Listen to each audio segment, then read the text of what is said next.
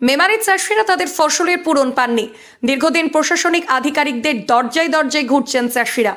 একাধিক জায়গায় জানিয়েছেন, কিন্তু মেলেনি কোনো সদুত্তর। তাই বাধ্য হয়ে আজ পূর্ব বর্ধমান জেলার মেমারি থানার অন্তর্গত রাধাকান্তপুর মোড়ো মন্তেশ্বর সাতগাছিয়া রোড অবরোধ করে বিক্ষোভ দেখালো চাষিরা। তাদের দাবি 2023 থেকে 2024 সালে আলু চাষের মরশুমে প্রাকৃতিক বিপর্যয়ে যে ব্যাপক ক্ষতি হয়েছিল, বীমা কোম্পানির সামান্য ক্ষতিপূরণ দিয়ে দায় এড়িয়েছিলেন। কিন্তু সরকারি রিপোর্ট অনুযায়ী 100% ক্ষতি হয়েছে। এখনও অনেক বীমাকারী মঞ্জুর করা অর্থ পায়নি। প্রকৃত বীমাকারীকে বীমার অর্থ না দিয়ে অন্যজনের অ্যাকাউন্টে প্রদান করেছে। আসল ব্যক্তি ব্যাংক ও এডি অফিস ঘুরেও কিনারা করতে পারছে না। বিমার ব্যাপারে এডি অফিস গেলে বীমাকারী সঠিক উত্তর পাচ্ছে না। 2021 সালের বিমার অর্থ এখনও অনেক চাষি পায়নি। বারবার এডি অফিসে গেলেও তার সদুত্তর পাওয়া যাচ্ছে না। ঘূর্ণিঝড় দানায় ক্ষতিগ্রস্ত ধান চাষিদের উপযুক্ত হারে ক্ষতিপূরণের ব্যবস্থা করতে হবে এবং ভাগ চাষি ও ঠিকা চাষিদের ক্ষতিপূরণের আওতায় আনতে হবে। এই আলু চাষে ট্যাগবিহীন সার সরবরাহ করিতে হবে। আলু চাষে চাষিদের উন্নত মানের আলু বীজ স্বল্প মূল্যে সরবরাহ করিতে হবে। কৃষকরা জানান, যতক্ষণ না পর্যন্ত প্রশাসনিক আধিকারিকরা এসে কোনো সদুত্তর না দিলে দুপুর 1টা পর্যন্ত তাদের রাস্তা অবরোধ চলবে।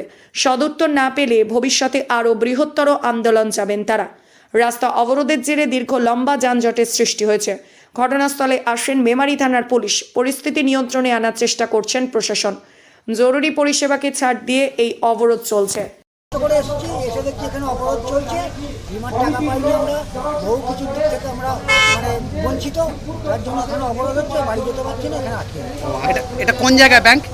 ব্যাংক রাধাকান্তপুর। আপনি কোথা থেকে এসেছেন? নলসাড়া। কতক্ষণ ধরে দাঁড়িয়ে আছেন বাসের জন্য? হ্যাঁ, বাসের জন্য কতক্ষণ দাঁড়িয়ে আছেন? 3 ঘন্টা। 3 ঘন্টা দাঁড়িয়ে আছেন, খুব সমস্যায় পড়েছেন, তাই তো?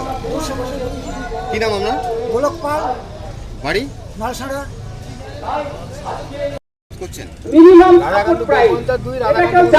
কি কারণটা কি?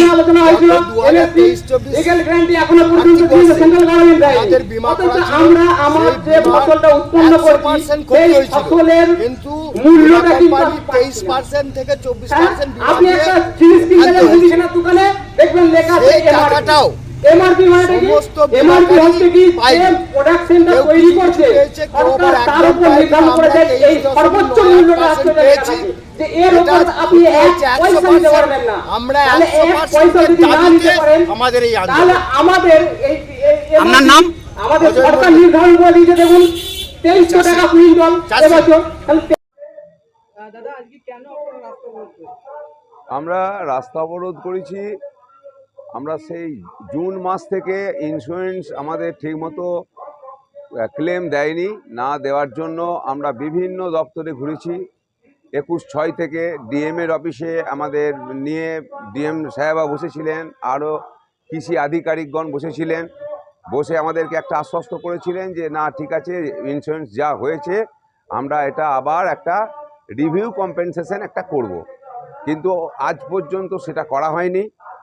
আমরা এডিও, বিডিও, আমাদের থানা, এডিও অফিস, আচ্ছা ডিএমের কাছে, এডিএমের কাছে, সমস্ত এই আজকে 5 মাস ধরে আমরা ঘুরছি, কিন্তু এর কোনো সদুত্তর আজ আমরা পাইনি। লাস্ট আমাদের গত বৃহস্পতিবার এই কর্মসূচিটা নেওয়া হয়েছিল। এবার এই কর্মসূচিটা নেওয়ার ফলে আমাদের যে বিডিও ম্যাডাম আছেন, বিডিও ম্যাডাম এটা হস্তক্ষেপ করেছিলেন, দিয়ে বললেন যে ঠিক আছে, আমি এটা দেখছি, আপনারা এই আন্দোলনের পথে যাবেন না। ঠিক আছে, দেখুন। তা উনিও ডাকলেন আমাদেরকে, বিমা প্রতিনিধিরাও ছিলেন। ওনাদের সামনে যে কথাটা হলো, ম্যাডাম যথেষ্ট চেষ্টা করেছেন, অনেকটাই তৎপরতা ম্যাডাম দেখিয়েছেন। দেখানোর পর ম্যাডামের কাছে যে রিপোর্ট এলো, ম্যাডাম ইন্স্যুরেন্সের লোকেদেরকে বললেন, প্রতিনিধিদেরকে বললেন যে আপনারা তাড়াতাড়ি রিপোর্ট পাঠান, কেন এই বৈষম্যটা হয়েছে। 6 ইঞ্চি দূরে হচ্ছে 81% আর 6 ইঞ্চি পর হচ্ছে 37%। এই বৈষম্যটা কেন, এর টোটাল ডেটা চাই। তা দিয়ে আমাদের বিডিও ম্যাডামকে যে ডেটা পাঠিয়েছেন, বিডিও ম্যাডামের কাছে আমরা জানতে যখন গেলাম, বিডিও ম্যাডাম বললেন যে এটা আমি কিছুই বুঝতে পারছি না, ওরা কী পাঠিয়েছে। ওদের মনে মতো করে 119 পাতার একটা কাগজ পাঠিয়েছে, যেটা উদ্ধার করতে আমাকে আবার লেখাপড়া করতে হবে। ক নম্বর ব্লক? এটা 1 এবং 2। এটা আমাদের যে আন্দোলনটা হচ্ছে 1 নম্বর ব্লকে। কোন কোন জায়গায় হচ্ছে? এটা রাধাকান্তপুর বাজারে। আমরা চাইছি আমাদের বিমা যেটা আমরা পয়সা দিয়ে যে বিমাটা কেটেছি তার যে ক্ষতিটা হয়েছে সেই ক্ষতিটা আমাদের দিক।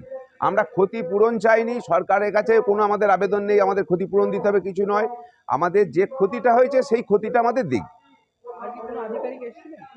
আজকে না, এখনো কোনো আধিকারিক আসেনি। প্রশাসনের তরফ থেকে প্রশাসন থানা এসেছে। এরা আমাদের সারাদিন চলবে অবরোধ, যতক্ষণ না প্রশাসনিক এসে কোনো রকম আমরা একটা সদুত্তরে না পাচ্ছি ততক্ষণ এটা আমরা সারাদিন চালাবো আজকে। আমার নাম ক্ষুদিরাম ঘোষ। প্রতিনিধি মৃত্যুঞ্জয় যশের রিপোর্ট, সুন্দর বাংলা নিউজ।